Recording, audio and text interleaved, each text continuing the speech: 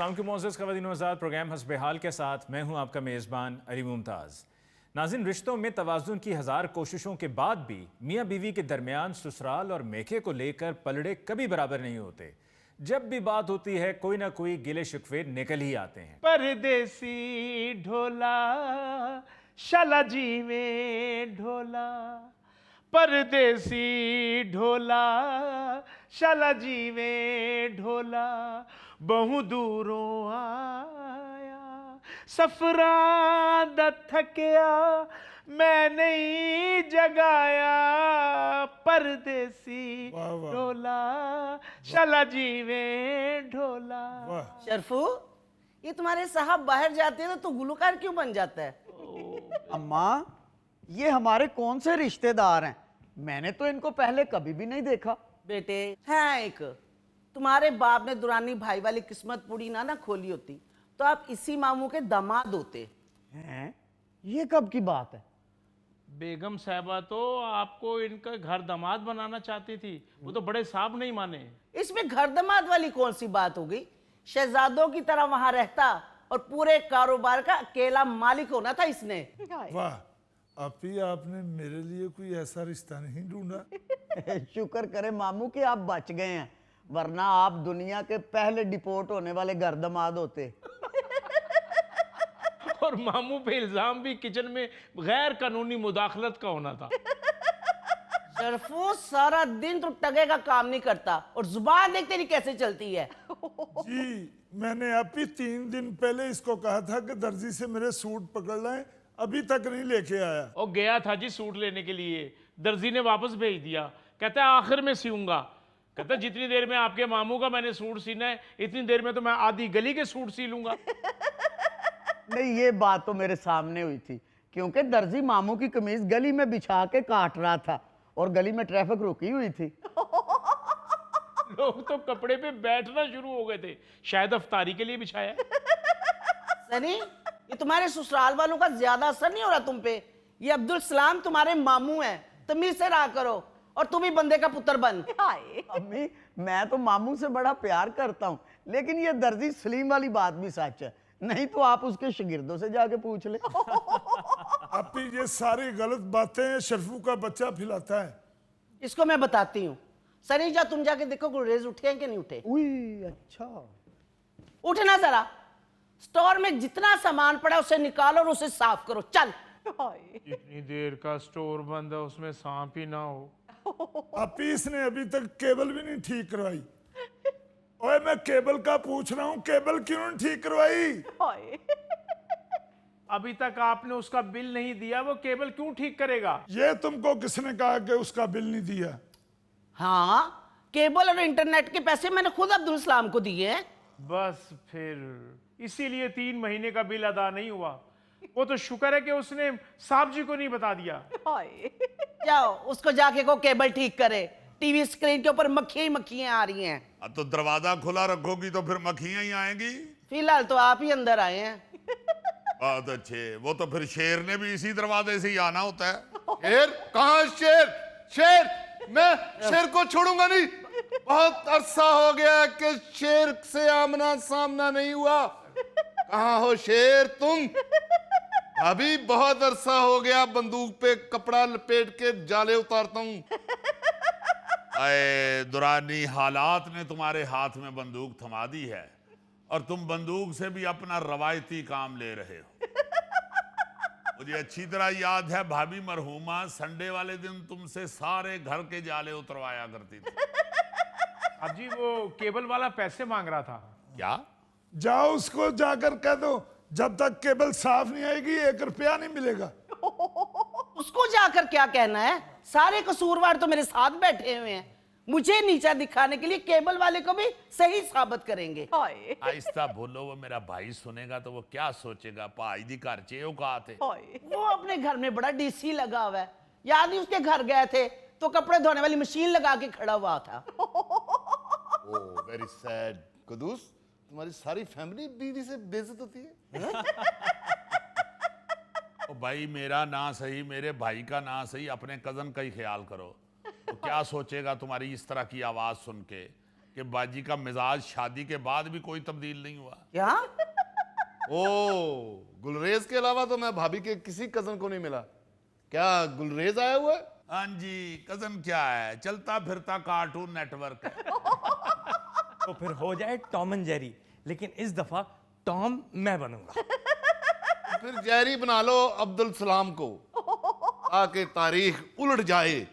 Tom की बजाय Jerry पीछे भागे टॉम को खाने के लिए। मामू आप बैठ गए हैं, उठे चले। मेरी बेगम ने कहा था मुझे 2 घंटे बाद आके पार्लर से ले जाना। ओ भाई बैठ जाओ, ये बेगमात कहती 2 घंटे, लगते इन्हें 4-4 घंटे हैं पॉलर में। मकसद सिर्फ ये होता है कि खावन इधर उधर ना हो, पॉलर के गेट के आगे खड़ा हो। मामू ताने सुनने से बेहतर है कि इंसान वक्त पे वहां पे मौजूद हो। गुड, इस मामले में तुम बिल्कुल अपने अब्बू पे गए। ये और मेरा इंतजार कर ले, सूरज मगरिब से ना निकल आए। बस करें आप लोग भी। सनी, मैं कह रहा था कि अब्दुल सलाम को भी साथ ले चलते हैं, भाई शहर की सैर भी हो जाएगी और ये हमें कुछ खिला पिला भी देगा। यार खुद ही कर लो सैर, अब्दुल सलाम को साथ ले जाना ये क्या चिंची है? और इसने क्या सैर करानी? मुझे भी इसने एक दफा कहा कि दुरानी साहब आओ, मैं आपको सैर कराता हूँ और कुछ खिलाता पिलाता हूँ। बस सैर भी सारी मैंने कराई, खिलाया पिलाया भी सारा मैंने। यहां से निकले तो शुरू हो गया अब्दुल सलाम कि दुरानी साहब आप कपड़े बड़े अच्छे पहनते हैं। वाह, मैंने कहा कभी आगे पीछे कभी तारीफ की नहीं इसने। अच्छा, थोड़ी देर बाद ही कहता है कि दुरानी साहब मेरा दिल करता है कि मैं 2 घोड़ा बोस्की का सूट पहनूं। वाह, मैंने कहा 2 घोड़ा तुम्हारी बनती नहीं, तुम्हारी तो 4 घोड़ा बनती है, क्योंकि तुम बग्गी की सवारी हो। आखिर मैंने इसे 2 घोड़ा बोस्की का ही डबल कपड़ा ले दिया। वाह वाह, इसने वो डबल कपड़ा भी कंधे पे रख लिया होगा। हाँ, फिर थोड़ी देर आगे गए हैं, ज्यादा नहीं गए, जाहिर है इतना को आगे जा सकते। Hardly 1 furlong. वाह वाह। तो वहां कहता है कि दुरानी साहब आप शायद दही भल्ले ना खाएं, आपका दिल नहीं करता होगा। तो मैंने कहा मैंने तो नहीं खाने, तुम्हारा दिल करता है? कहना हाँ। मैंने कहा कोई प्रॉब्लम नहीं, कोई प्रॉब्लम नहीं, खाना पीना तो एक जिंदगी है। मैंने दही भल्ले ले दिए। अच्छा, उसने प्याज भी, हर चीज अच्छी तरह वाह। प्लेट बना के दी इसको, और ये खाता खाता ही कह रहा है उसके सामने ही, रेडी वाले के सामने ही, क्या? कहता है मेरी जिंदगी की ख्वाहिश है कि मैं एक प्लेट में ही 4 भल्ले डाल के खाऊं। 4 भल्ले, 1 भल्ला, 2 भल्ले, 3 भल्ले, 4 भल्ले। बल्ले हो बल्ले। ले दिए मैंने, ले दिए, ले दिए। किसी की ख्वाहिश पूरी हो जाए तो बड़ी अच्छी बात है। यानी तुमने इसकी बल्ले बल्ले करा दी। आगे तो सुनो कदूस, 2 मैंने खुश्क भल्ले इसको ले दिए। मैंने कहा रास्ते में काम आएंगे, अभी सैर करनी है। 1 फरलांग, फिर 1 फरलांग गए हैं। 1 फरलांग के बाद ये कुछ ना कुछ करता है। और वो 2 खुश्क भल्ले इसने इस तरह खाए हैं जिस तरह बच्चा बंटी नहीं खाता। लो जी, 1 फरलांग और आगे गए हैं तो लेडीज सूट वाली दुकान के सामने खड़ा हो गए। कहने लगा दुरानी भाई, ये जो लेडीज सूट है स्टेचू ने पहना हुआ है, मैं सोच रहा हूं मेरी बहन ने मेरी शादी तो करनी नहीं, तो ये सूट मैं स्टेचू समेत ही खरीद लूं। मैंने कहा मिट्टी के माधु, ये स्टेचू मिट्टी का होता है। तो आगे से कहता है इंसान ने भी तो आखिरकार मिट्टी हो जाना है। एक और हैरान कुन बात आपको सुनाऊं। मैंने बेडशीट खरीदी वहां से, बाजार से जी। तो कहने लगा मुझे भी ले दो। मैंने कहा ले लो ले लो ले लो। मैंने ले दी। नेक्स्ट दिन मैं इधर आया हूं तो उसी बेडशीट की धोती बांध के घूम रहा है। मैंने कहा मुझे बताते मैं तुम्हें 2 तकिए भी ले देता, कानों के साथ बांध लेते। अरे दुरानी भाई बस कर दें, इतने प्यारे भाई हैं हमारे अब्दुल सलाम साहब। चलो उठो भाई, बाजी गाड़ी की चाबी दीजिएगा, बाहर जाना जरा। और यार अभी 2 दिन पहले तुम सारा शहर फिर के आए हो, अब क्या जरूरत है दोबारा जाके पेट्रोल फूकने की। चलो ना गाड़ी दो, पेट्रोल का तो ताना मत मारो ना। ओ यार ये बात नहीं है, उस दिन जब गाड़ी लेके थे तो मैंने कब ना कर दी थी, या मैंने कब कह दिया था जी कि कहाँ फिरते आए हो, सारी टैंकी खाली कर दी है पेट्रोल। मेरा ख्याल गाड़ी इतनी नहीं चली होगी, ये अब्दुल सलाम के वजन की वजह से उसने तेल ज्यादा पिया है। अच्छा बाबा, आज नहीं इतना ज्यादा पेट्रोल लगेगा, हम नहीं मामू को लेके जाते, दें गाड़ी की चाबी। नहीं भाई गाड़ी अभी फारग नहीं है। क्यों, आपने रेंटे कार चलानी शुरू कर दी है? बेटे वो तुम्हारे चचा ने मुझे बताया था कि मैंने ऑफिस के किसी काम जाना है, गाड़ी उसे चाहिए। देखा अपी, मैं कभी गाड़ी की चाबी मांगू ना तो जुगतों का तूफान आ जाता है। अपने भाई को एक ही मर्तबा कहने पर फौरन दे रहे हैं। अस्सलाम वालेकुम। जी जी माशाल्लाह जी, आज तो दुरानी साहब भी आए हुए हैं। दुरानी साहब कब नहीं आए होते, ये 24 से 25 घंटे यहीं पे होते हैं। फिर भी अब्दुल सलाम से कम ही होता हूँ। दुरानी अंकल, मैं तो फैमिली मेंबर हूँ। मैं भी फैमिली मेंबर हूँ, मैं तेरे लिए थे तूड़ी सुटना होना। हाँ जी, खराबियां तो मेरे रिश्तेदारों में है, इधर तो जो आते हैं दूध में धुले हुए आते हैं। वाह, भाभी का पारा हस्बे मामूल वहीं पे है जहाँ पे अक्सर होता है। जी जी जी उधर ही होता है जी माशाल्लाह। और मैंने सुना है भाभी जान, जो लोग ज्यादा चिढ़ते हैं ना उन पे बुढ़ापा जल्दी आता है। ओ भाई इधर तो ये बात भी इसने गलत साबित कर दी है। माशाल्लाह देख लो, वैसी की वैसी ही है, अब भी मेरे से 5-6 साल बड़ी लगती है।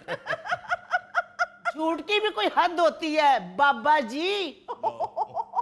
भाई मुझे अच्छी तरह याद है, बेशक अब्दुल सलाम मुझसे जूनियर ही था 1-2 साल, मगर जब हम दोनों स्कूल में पढ़ा करते थे ना तो ये अब्दुल सलाम को स्कूल से लेने आती थी। और वो भी साइकिल चला के। मतलब ये उस दौर की मैं बात कर रहा हूँ जब औरतें भी साइकिल चला लेती थी। कोई और इल्जाम भी रह गया तो वो भी लगा लो, चैन आ जाए तुम्हें। चाचू, आपको वापस आते आते कितना टाइम लग जाएगा? मैंने अपनी बेगम को लेने पार्लर जाना है। लो, एक तो बेगम साहब है, हर दूसरे दिन पार्लर गई होती है, और एक हम थे कि हमें पता ही नहीं था कि ये पार्लर चीज ही क्या है। यार ये भी तो देखो ना, तुम्हारे दौर में पार्लर नहीं था होता तो मुसीबतें कितनी होती थी। पता ही नहीं था चलता औरत मर्ग पे जा रही है ये शादी पे जा रही है। वही एक क्रीम की शीशी, एक वो पाउडर वाला डब्बा, वही दोनों मर्ग पे भी लगा के चली जाती थी, वही दोनों शादी पे भी लगा के चली जाती थी। जब मेरी नई नई शादी हुई है तो उस वक्त अब्दुल सलाम ने भी मूछें नहीं थी रखी, मैंने कई दफा अब्दुल सलाम को जानू कह दिया। और अब्दुल सलाम भी ऐसा कमीना था, बजाय खंगूरा मारने के अपनी कमीज दांतों में दबा के दौड़ जाता। भाभी का तो कुछ मैं कह नहीं सकता, लेकिन अब्दुल सलाम तो इतना पुराना है कि जब दुनिया में पहला डायनासोर आया था उसने अंडा तोड़ के अब्दुल सलाम को बीच में से निकाला था। खेलने खिलौना आप लोगों के हाथ में आया, वह खेलने जितना खेलना है। बाजी इस खिलौने में छोटे वाले सेल पड़ते हैं या ट्रक वाली बैटरी से चलता है? वैसे मजाक अपनी जगह भाईजान, अब अब्दुल सलाम की शादी हो जानी चाहिए। हो जानी चाहिए जी, मैं तो खुद कहता हूँ इससे पहले कि इस प्लाट पे कोई और कब्जा कर ले, रजिस्ट्री करा देनी चाहिए इसकी। भाईजान रिश्ता तो मैंने भी कराची से बेहतरीन ढूंढ के दिया था, खुद मुख्तार लड़की थी, उसकी अपनी सब्जी की रेड़ी थी। ना जरा इससे अच्छा और कौन सा रिश्ता हो सकता है? अपनी सब्जी की रेड़ी, सिर्फ गोश्त ही लेना पड़ना था अब्दुल सलाम को। अब्बू, इससे अच्छा रिश्ता तो वो था जो जुमेरात की जुमेरात हमसे सालन मांगने आती थी। मामू उसको इतना सा सालन दे के उसके डोल में से इतना सालन वापस निकाल लेते थे। तुम्हें भी पर निकला है चूंटी। क्यों गुस्सा कर रही हो? वो तो उसकी शादी की बात ही कर रहे हैं, उसके बल्कि रिश्ते बता रहे हैं। वैसे भाईजान अपने गांव में वो खाला शकीला की लड़की हाँ 2 साल में 2 दफा बेबा हुई है। हाय उससे बात करें, उसका स्ट्राइक रेट भी अच्छा है। रिश्ता तो मैंने भी दिखाया था एक अब्दुल सलाम को। अच्छा जी। बहुत अच्छी फैमिली, जंगल के कॉर्नर पे घर है उनका, वाह वाह वाह। खाते पीते लोग। अजी वहां पे तो जो मर्जी खाते पीते रहे, किसी ने पूछना ही नहीं होता। हाँ कदूस, 4 हाथी उनके पास, 4 हाथी। अच्छा, ये रिश्ता अगर हो जाता तो 5 हो जाते। ओ माय गॉड, ये था असली रिश्ता। मिस किया भाई, मिस किया। पुरानी अंकल, मैं खुद नहीं करता शादी, मैं सोच रहा हूँ जरा मच्योर हो जाऊं। वाह वाह वाह, मैच्योर हो जाऊं या होर हो जाऊं? भाईजान, मैं जिस दिन शादी की हाँ कर दी, अच्छा, इस घर की बेल बजती रहेगी। इरफान मियां क्या हाल है? हाल है भाई? मैंने समझा शायद कोई रिश्ता आ गया है। क्या हाल है ये तो बेटा? पहले ही हमारा दामाद है भाई। जी अल्हम्दुलिल्लाह। कैसे? इरफान ठीक हो बेटे? जी अल्हम्दुलिल्लाह अंकल, आप सुनाएं। आप लोग तो करते हैं बातें। अब्दुल सलाम के लिए तो मेरे इरफान ने भी रिश्ता दिखाया था। हाँ, मगर आंटी वो लड़की तो मुंशियात के केस में पकड़ी गई थी। उठे जी उठे, सनी बेटा उठो, निकलो। चलो जी। निकलो यहाँ से। अल्लाह का शुक्र करो बच गए हो, वरना तुम्हें तो जेल की दाल भी पसंद नहीं आनी थी। भाईजान, मैंने सुना है जेल में अब गोश्त भी पकता है। लो, यानी वो जेल में जाने का प्रोग्राम भी बना रहा है। तो जाने दो, जेल में कोई हुनर सीख लेगा, बाहर भी फारग ही बैठा होता है। हाय हाय, खुदा खैर करे, किस किस्म का मजाक करने लग गए हैं आप? आंटी आप घबराएं ना, जेलें तो आजकल फुल हैं, उनमें तो इतनी जगह ही नहीं होती। वो बीबी जी स्टोर खाली कर दिया है। चलो ठीक है, अब्दुल सलाम को स्टोर में लगा दो। नाज़रीन, इस फैमिली के अजब भी मसाइल हैं। लेते हैं एक ब्रेक, मिलते हैं ब्रेक के बाद। खातून का पड़ोसियों से झगड़ा था, अच्छा, जिसके बायस वो आधी रात को मेगाफोन पर जोरदार आवाज में गालियां देना शुरू कर देती। ओ, आधी रात को यानी 12:10 पर। गुड, माशाल्लाह, क्या चौकीदार तबीयत पाई है गौरी।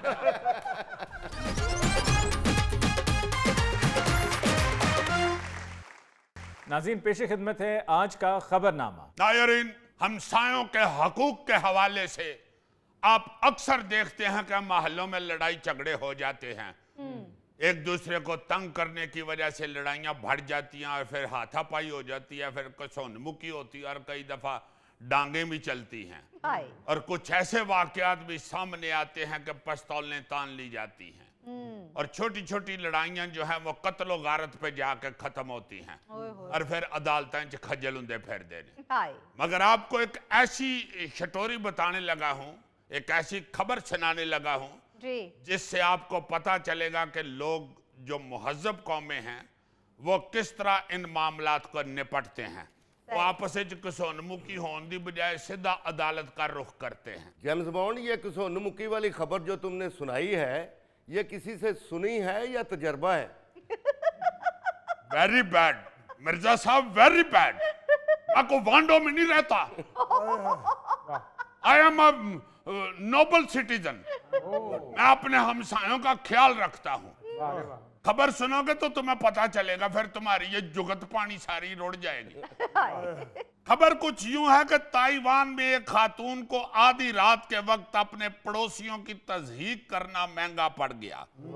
खातून का पड़ोसियों से झगड़ा था, अच्छा, जिसके बायस वो आधी रात को मेगाफोन पर जोरदार आवाज में गालियां देना शुरू कर देती। ओ, आधी रात को यानी 12:10 पर। गुड, माशाल्लाह, क्या चौकीदार तबीयत पाई है गौरी। अदालत की जानिब से खातून को मोहल्लेदारों का सुकून बर्बाद करने पर 3 माह कैद की सजा। अब देखो ना, ये अब 3 महीने तक तो सारे मोहल्लेदार सुकून से सोएंगे ना, वरना हो ये रहा था कि लोग बेचारे थके टुटे अपने घर आते थे आराम करने के लिए कि आप बिस्तर पे लेटेंगे और ख्वाबे खरगोश के मजे लेंगे। अभी पहला खरगोश ही उनकी आंखों के सामने आता था कि गालियों की आवाज आ जाती थी और वो खरगोश फौरन उनके बेड से पटोसी मार के दौड़ जाता। गालियां ही देनी शुरू हो गई, और वो भी मेगाफोन पे। हाय हाय। खबर की तफसील में लिखा हुआ था कि 2 साल उन लोगों ने इसकी गालियां बर्दाश्त की। अच्छा। ये तो चलो सजा एक पास है ना, दूसरी तरफ ये भी देखो कि महल्लेदार कितने मुहज्जब हैं हाँ जी। कि उन्होंने 2 साल गालियां बर्दाश्त की। बस अल्लाह, थैले का उनसे बड़ा हौसला है। ये 4 साल से परजाई से गालियां खा रहे हैं।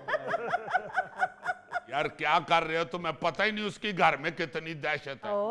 अमान से मैंने एक दफा इसको घर में देखा, मुझे ऐसे लगना शुरू हो गया कि या अल्लाह, एक किसी ने अद्धा हिटलर ला के बाकी अद्धा छाड़ते नहीं।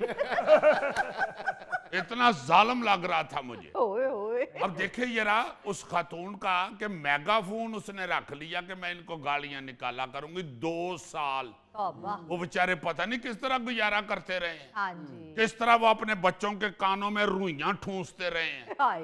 और फिर बच्चों को साइड पे करके तो गली में गालियों का तमाशा देखते रहे हैं। हाँ। फिर उन्होंने आख के फैसला किया कि भाई जी इन्हें नहीं जे मुड़ना, मैं इन्हें जानना, एदी अम्मा भी इंजे कर दी।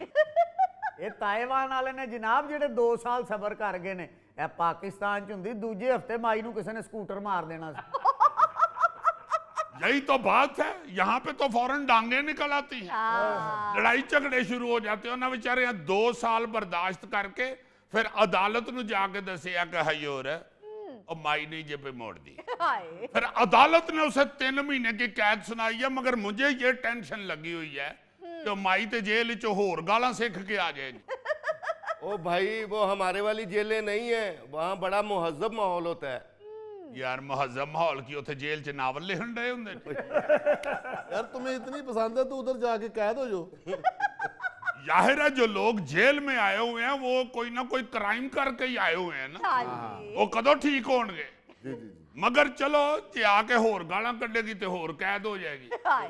अच्छा ये तो एक मैंने आपको बताया ना दिलचस्प वाकया जी। कि गालियां निकालने का क्या हशर हुआ है। हाँ जी। एक और आपको वाकया सुनाऊंगा, मुकदमा तो आपकी हंसी नहीं रुकेगी। अच्छा।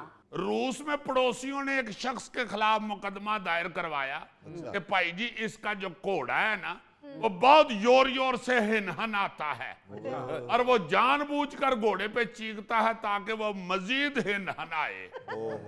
इसी तरह वो जानकर अक्सर रात को तेज आवाज में म्यूजिक भी लगा देता है। ओह। अदालत ने पूरा मुकदमा सुन के उसे 3.5 साल कैद बामुशक्कत की सजा सुनाई, और साथ अदालत ने कहा कि इन्हें सादा नहीं रखना, क्या? ਇਹਦੇ ਕੰਨਾਂ ਦੇ ਉੱਤੇ ਚਾੜੋ ਹੈੱਡਫੋਨ, फुल वॉल्यूम दे च पहले 1 घंटा इनू घोड़े की हिनहनाहट सुनाओ, दूसरे घंटे इनू कुत्ते दी वहू वहू सुनाओ, तीसरे घंटे इनू बिल्ली दी म्याऊ म्याऊ सुनाओ, और फिर 6 घंटे वास्ते खोते दी डिचकू डिचकू ला दे।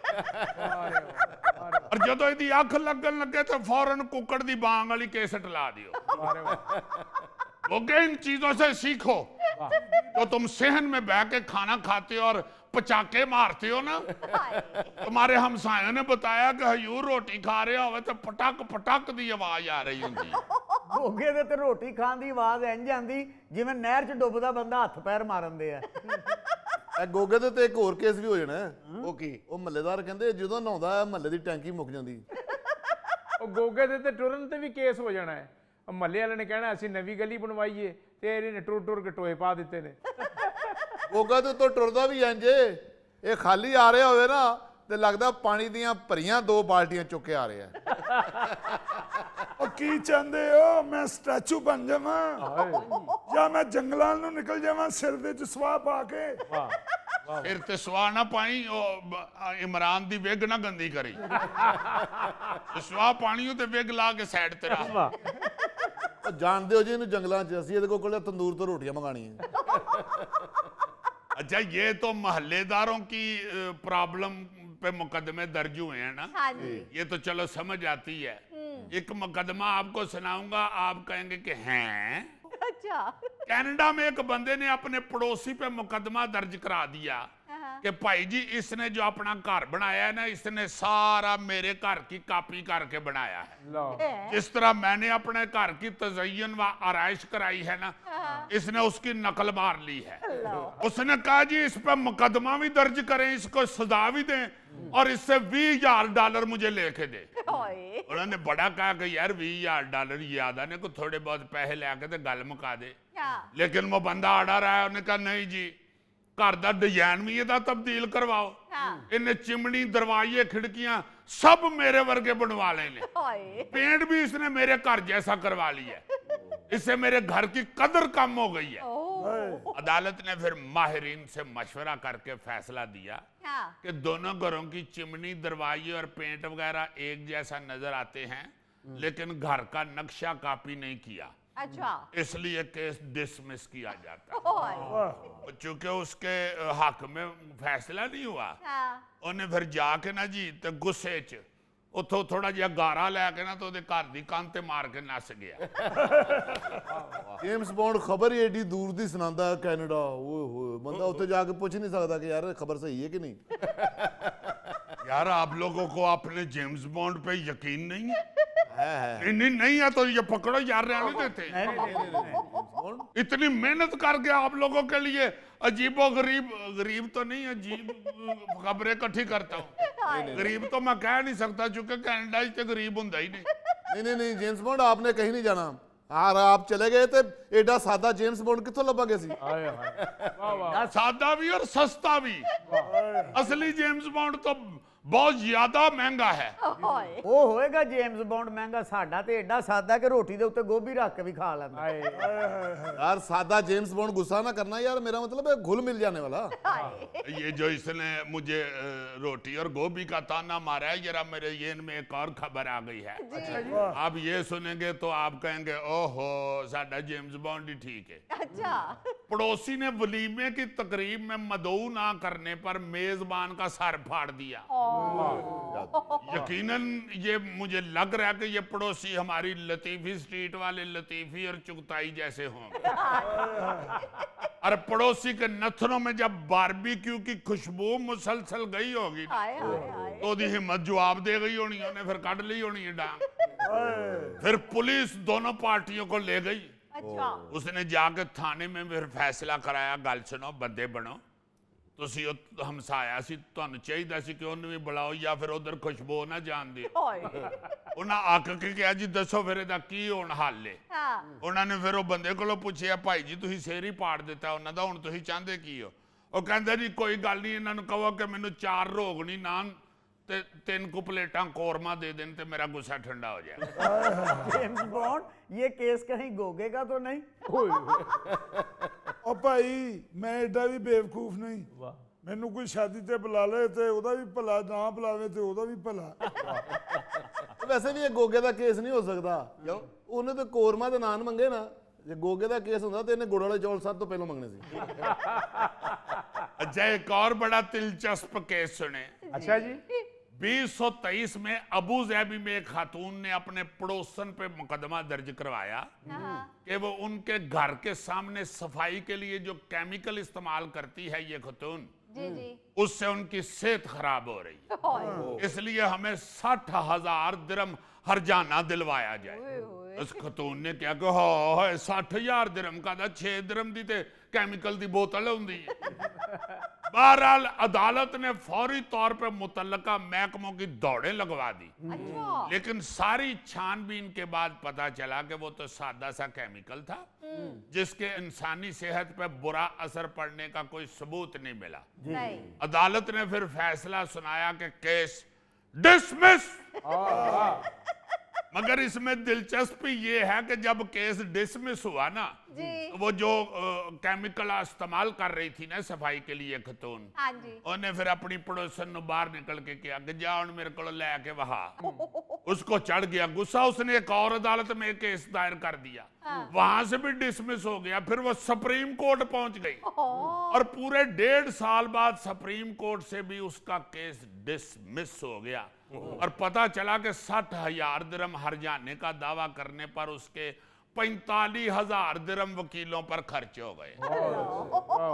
60,000 दरम लैंड तुरी सी, 45,000 पल्लियों लग गया, बेचारी ने 15,000 दरम बचिया।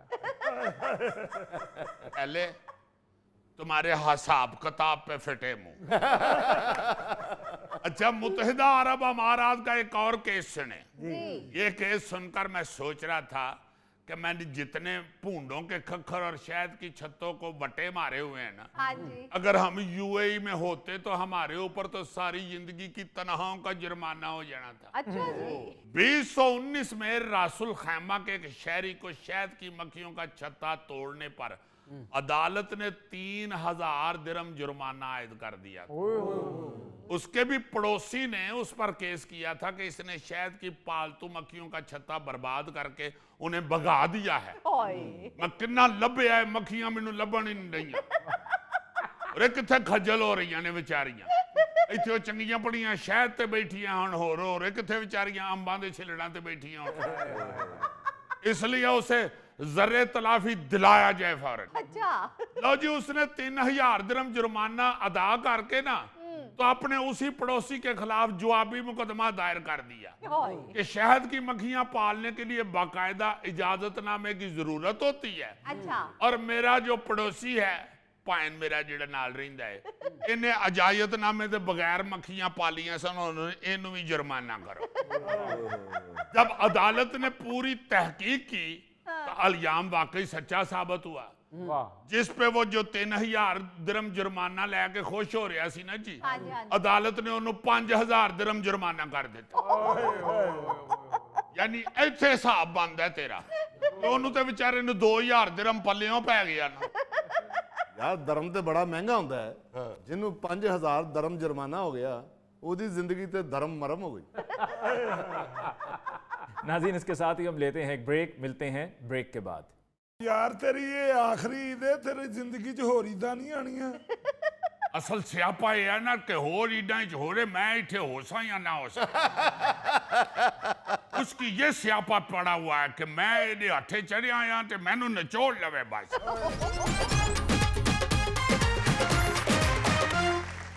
नाज़रीन, हमारे साथ मौजूद हैं ओवरसीज पाकिस्तानी जिमी, आइए उनसे बात करते हैं। और यारा, मुझे इस बात का दुख नहीं है कि मैं वापस नहीं जा पा रहा।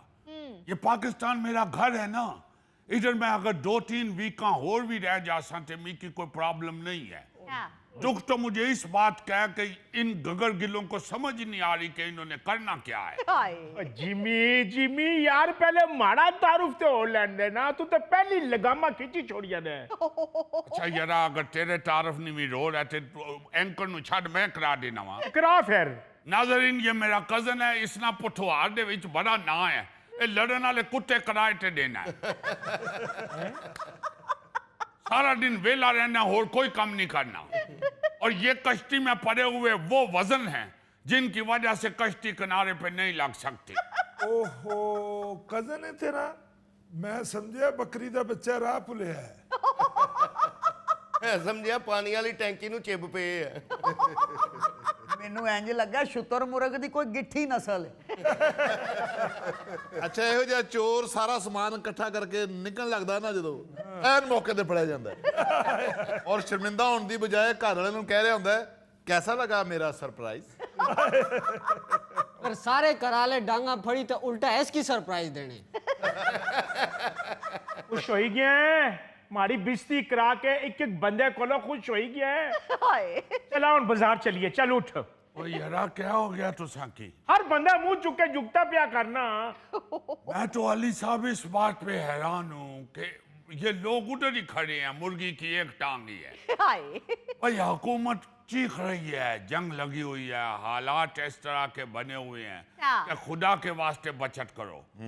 वो स्कूल बंद करने दे उठे टुले हुए ने, वो सरकारी दफातर बंद करने ते टुले हुए ने, मगर आवाम उसी तरह ही है। आप बाहर निकल के देखो, ऐसे लग रहा है सारा शहर जो है वो बाहर ईद की शॉपिंग के लिए निकला हुआ है।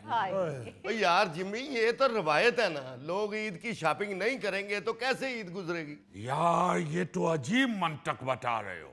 ये तो वही बात हो गई कि मरीज को डॉक्टर कहे कि आपने 10 दिन के लिए बेड रेस्ट करना है और वो बैठे उठे पे आया बोरियत दूर करने वास्ते सर्कस करने निकल जावे। यार कुछ जरूरी तो नहीं है कि ईद की शॉपिंग बाहर करने के लिए जरूर निकल लें। जब एक मजबूरी है, हालात अच्छे नहीं है।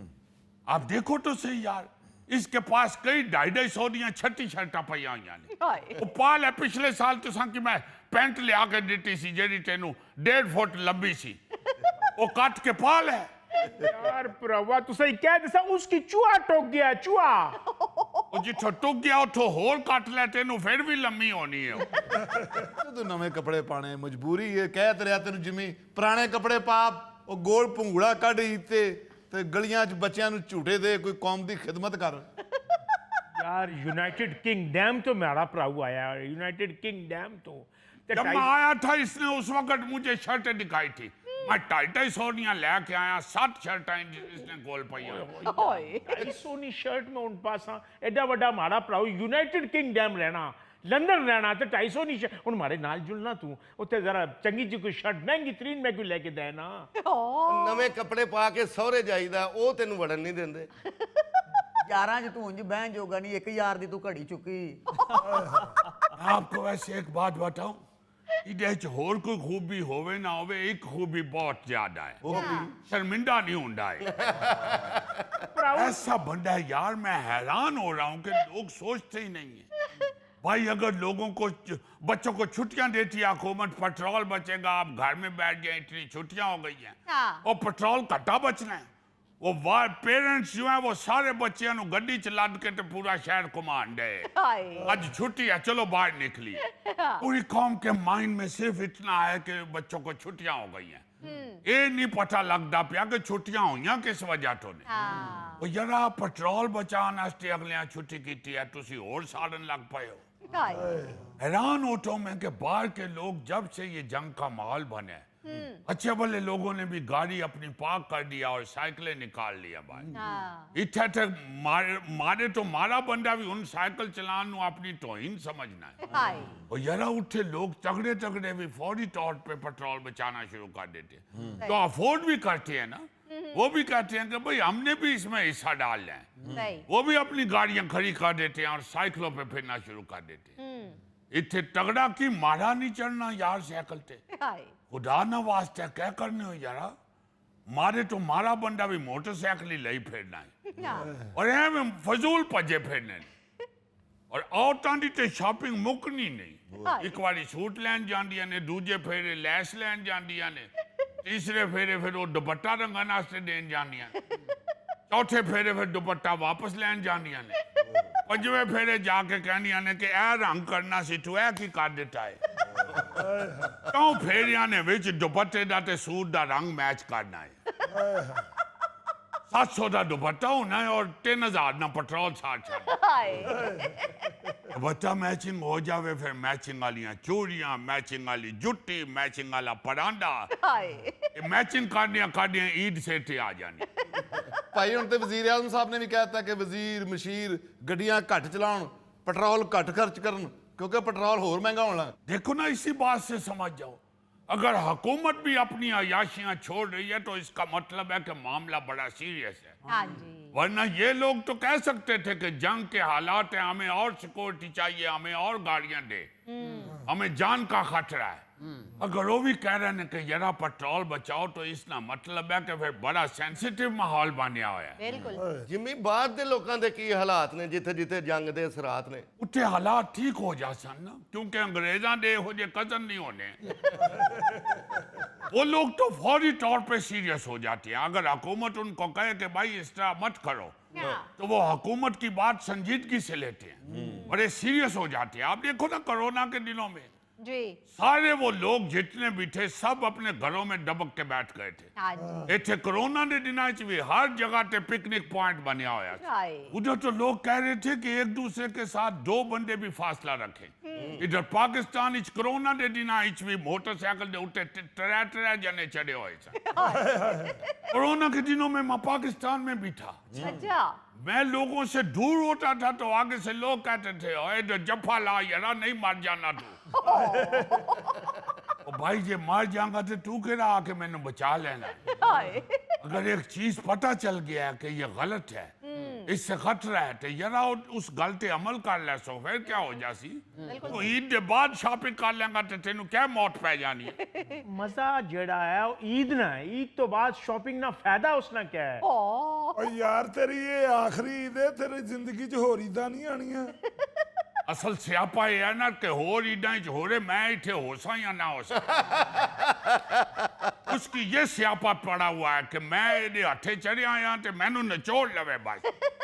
यार पहली ईद ते तू बाहर होना सा ते बाहरों मैनू ईद आस्ते कपड़े भेजना होना सा ते हुण ते तू इत्थे है। ओ यार इत्थे आ ते नाल जंग दा भी तो माहौल बनया होया ना रब ना वास्ते ही छड्ड दे मिनकी हद हो गई यार तुसा की अगली ईद ते तेनू 2-2 पैंटां ते 2-2 शर्टां लै दियांगा बल्कि तेनू लम्मी पैंट लै दियांगा कट के 2 बना लवी शर्ट भी तेनू डबल प्रिंटां वाली लैके देंगा भावें सीधी करके पा ले भावें पुट्ठी करके पा ले बेल्ट भी तेनू 2 रंगां दी लैके देंगा पुट्ठी करेगा ब्राउन हो जाएगी सीधी करेगा काली हो जासी। पुठियां सीधियां गल्लां ना कर मारे ना बाजार जोलता है ईद टरू मरू त्राए दिहाड़ियां ना त्राए सूट लैके देने निकी बड़ा दिल करना कि इधरों तेनू ईद मुबारक कवां फिर इधरों तेनू टरू मुबारक कवां ते सामने ओ मरू मुबारक।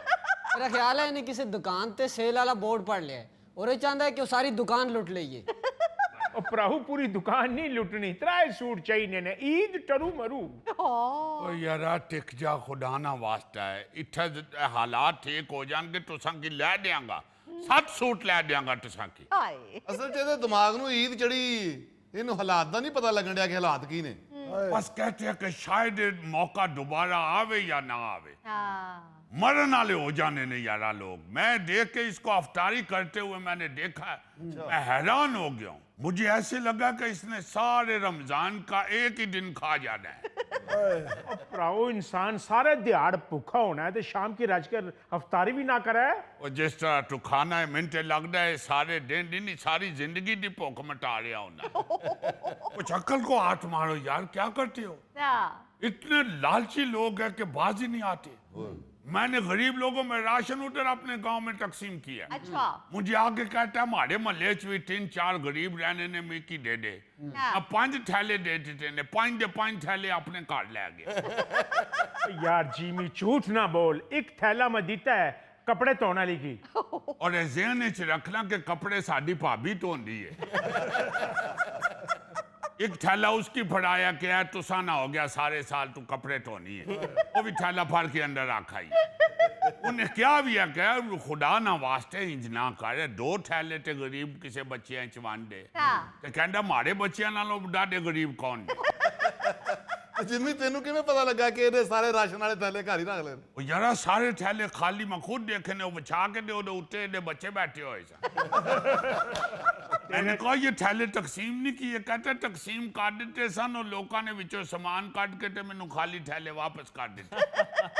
और जब वापस जाने लगा तो मुझे कहता है पता नहीं अब तुम ईद के बाद दोबारा आओ तो बच्चों को अभी ईद ही दे दो। मैं कहा यारा मेरे को 1000 वाले नोट कोई नहीं 5-5 हज़ार वाले ने मैं तो तुसां की बच्चियां दी 1-1 हज़ार ही दे सकना। कहना कोई बात नहीं तो लिया इधर 5000 मैं उन्हें चेंज देना 5000 मेरे को लैके ते 1000 बच्चियां नू दिता सू ते 2000 कहना है तेरी भरजाई दा आ गया। मैं कहा यारा वो मेरे नालों 2 साल वड्डी है मैं क्यों इसकी ईद दियां भाई। ਅੱਛਾ ਜਿੰਮੀ ਭਾਈ ਇਹਦੀ ਬੇਗਮ ਤੇਰੇ ਨਾਲ 2 ਸਾਲ ਵੱਡੀ ਹੈ। और क्या मेरे से 2 साल बड़ी है और एडे नालों 2 फुट ऊंची है इतना बसीच है उन्होंने भरजाई नू कहना कि तू मेरे नालों वड्डी है मैनू ईद ही दे। भरजाई तो माशाल्लाह इतनी जवान है कि बाहर वाले दरवाजे नी कुंडी लगा दे ना ते ना बच्चे बाहर जा सकते ने ना ये बाहर जा सकते। फिर अपने वड्डे मुंडे दे तरले करना कि यार तेरी मेहरबानी कुंडी खोल दे ना खोले तो अगों नू कहंदा यारा मैं तेरा अब्बा वां खोल दे तेरी मेरी। ਭਰਜਾਈ ਤੇ ਨਾ ਪਿਓ ਪੁੱਤਰਾਂ ਦੇ ਵਿੱਚ ਫਿਰਦੀ ਇੰਜ ਹੀ ਲੱਗਦੀ ਹੈਗੀ ਜਿਵੇਂ ਸਕੂਲ ਦੇ ਬੱਚਿਆਂ 'ਚ ਸਤਾਨੀ ਫਿਰਨ ਡਈ। और क्या भरजाई ते बच्चे ने चाके च इहनू भी टप्पा छिक जानी है। नाज़रीन इसके साथ ही हम लेते हैं ब्रेक मिलते हैं ब्रेक के बाद। ससुराल वालों की गली में घुसता हूं ना तो शादी की तरह छत पे खड़े होकर लोग फूल निशावर करते हैं। हाँ जी गोगे तेरियां तू ही जाने क्यों फुल फेंक देने तू बीवी दी थां वर्ल्ड कप नाल लैके जाने।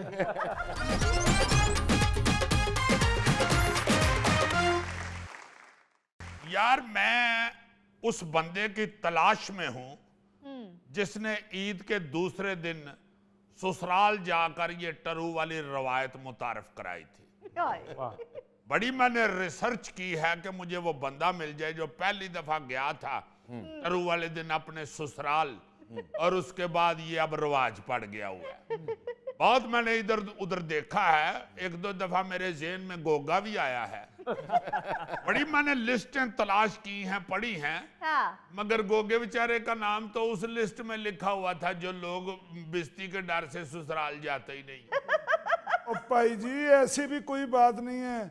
मैं अब भी ससुराल वालों की गली में घुसता हूँ ना, तो शादी की तरह छत पे खड़े होकर लोग फूल निशावर करते हैं। हाँ जी, फूल फेंकते हैं लेकिन गमलों समेत।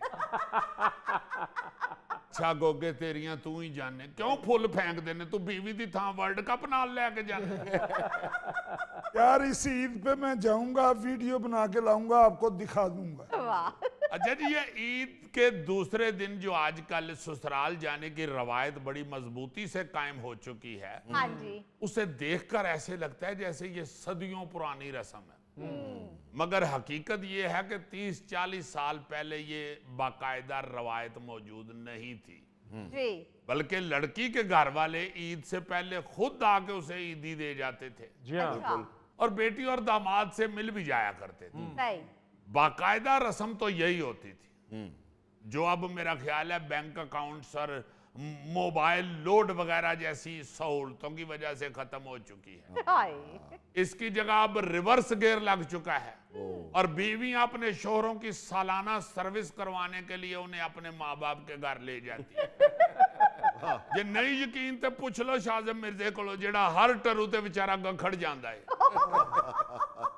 अजीजी बात तो सच है, लेकिन बात है रसवाई की।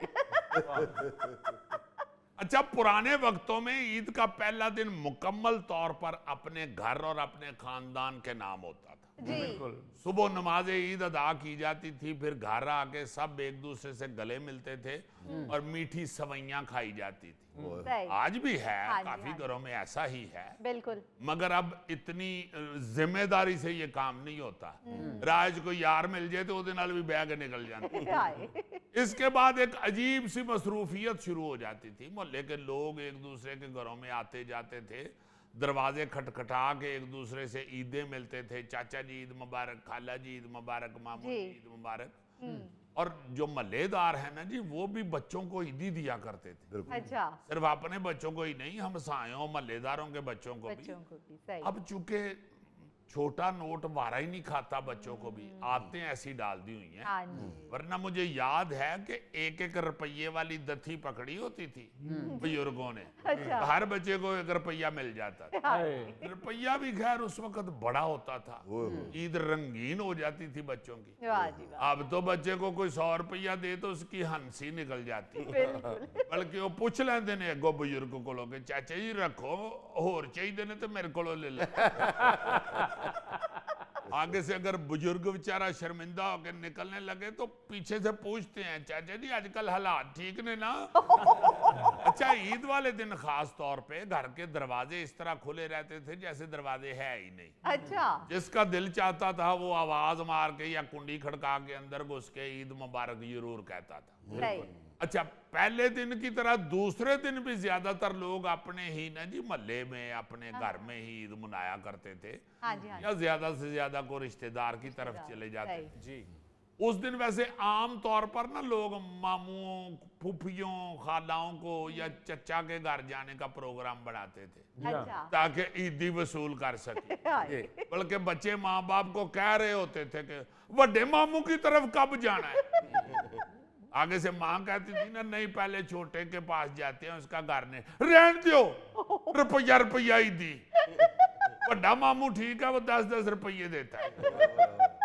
उस वक्त 10 का लोट बहुत ज्यादा ईदी होता था। हाय, अच्छा, बाज घरानों में तो पूरा मंसूबा बन जाता था कि फलां रिश्तेदार के घर जाना है और कल फलां के घर और फिर परसों फलां के घर। अच्छा, लेकिन ये ससुराल का नंबर अक्सर बाद में ही आता था। सही, बाज औकात तो ईद के तीसरे या चौथे दिन ससुराल जाने का मौका मिलता था, और बाज दफा अगले हफ्ते अच्छा या नहीं भी थे जाते, मगर अब ये जो टरू पका हुआ है ना ससुराल वाला, ये बड़ी अजीब रवायत पड़ रही है। अजीजी तुम तो ज्यादा ही अके हुए हो। आई एम सॉरी यार, इस तरह की बातें ना प्लीज करो। मैं तो जनरल नॉलेज बता रहा हूँ, मेरी तो बड़ी सख्त तबीयत है घर में, तुम्हें पता ही नहीं है। नहीं तो क्यों तुम बार बार ये बात दोहराते हो? चले जाया करो आराम से। चुप रहो, चले जाएंगे। मैं कहना ये चाहता हूं कि उस जमाने में दामाद हजरात की जिंदगी जो है ना जी, वो निस्बतन सुकून में होती थी। अच्छा आजकल तो ईद के दूसरे दिन दामाद साहब बेचारे के ज़हन में सिर्फ एक कोई बात होती है, सुबह उठते ही कि अज ससुराल जाने, अल्लाह खैर करे, चंगे भले पैसे लग जाने ने, मैं हुण इहनूं की कवां बेगम। मगर 30 साल पहले ऐसा दबाव नहीं होता था जी। दामाद साहब भी आराम से अपने घर वालों के साथ ईद मनाते थे। राइट ऐसा भी नहीं कि लोग ससुराल जाते ही नहीं थे, जाते थे जरूर, मगर उसे ईद के दूसरे दिन की लाजमी रस्म नहीं था समझा जाता। अब तो ये रस्म बकायदा लाजम होती जा रही है। हाँ जी। और फिर जिस दिन ससुराल जाना हो ना, उस दिन लाजमन बेगम कहती है कि आज ही मेरी मर्जी के कपड़े पहनने हैं। कार्टून बन के ना मेरी अम्मी अल टोर पहन। पहले उत्थे मेरे महल्ले दी सहेलियां कहंदियां ने कि तेरा बंदा की खुली जी पैंट पा के भजदा। और चूंकि बंदा फिर बीवी के मर्जी के कपड़े पहन लेता है, हाँ। तो लाजमन उसे फील हो रहा होता है कि यार कार्टून तो इन्हें मैनू बना दिया, चंगा भला मैं बेहतरीन ही कपड़े पा के। और फिर बेचारा ससुराल की तरफ जाने के लिए जो मठियाई का डब्बा तैयार करवाता है, हाँ। वो भी बेगम की मर्जी का होता है। हाँ जी। मुझे याद है 30-35 साल पहले ना जी, जी बाजार से कोई किलो वाला मठियाई का डब्बा लेके तो ससुराल चल पड़ते थे। अच्छा और ज्यादा बसां च सफर हुंदा सी, और वो किलो का डब्बा भी बस च रखीदा सी, ते ओदे उत्ते कोई सवारी बह के ते डब्बा फेर देंदी। या जे कोई बंदा उत्ते नहीं भी सी ना बहंदा, ते गर्मी इन्नी हुंदी सी बस च कि सारी मठियाई मिक्स हो के इको रंग दी हो जाए। और उत्थे जाके फिर बेचारी बेगम जेड़ी अपनी अम्मी दे घर डब्बा खोल के ते लड्डू चो बर्फी कड्ढन डई होंदी, मेसू चो गुलाब जामुन वखरा करन डई होंदी, ते नाल बेचारी कह रही हुंदी सी कि बस च रस्ते च खराब हो गई, नाल खामद नूं घूर रही हुंदी सी। अब तो भाई पूरी तैयारी होती है कि ससुराल जा रहे हैं, हाँ जी और बहुत अच्छा मठियाई वाला टोकरा होना चाहिए। बिल्कुल। और जो मर्द हजरात होते हैं वो बेचारे सवेर तो ही शीशे के सामने खलो के ते घड़ी घड़ी अपने वालों का डिजाइन बना रहे हैं। कभी कंघी ठीक करते हैं, कभी जूते साफ कर रहे होते हैं, भज नस पई हुंदी है जुआइयां नूं भी बेचारियां नूं। अजीजी मुजफ्फर दे ते उत्थे ही पैसे पूरे हो जाते हैं ਜਦੋਂ ਇਹਦੇ ਸਹੁਰੇ ਕਹਿੰਦੇ ਨੇ ਉਹ ਸਾਡਾ ਪਹਿਲਵਾਨ ਆਇਆ। नाज़रीन, इसके साथ ही आज के प्रोग्राम हस्बे हाल का वक्त खत्म हुआ चाहता है। अपने मेज़बान अली मुमताज़ को दीजिए इजाज़त। अल्लाह ने के बाद।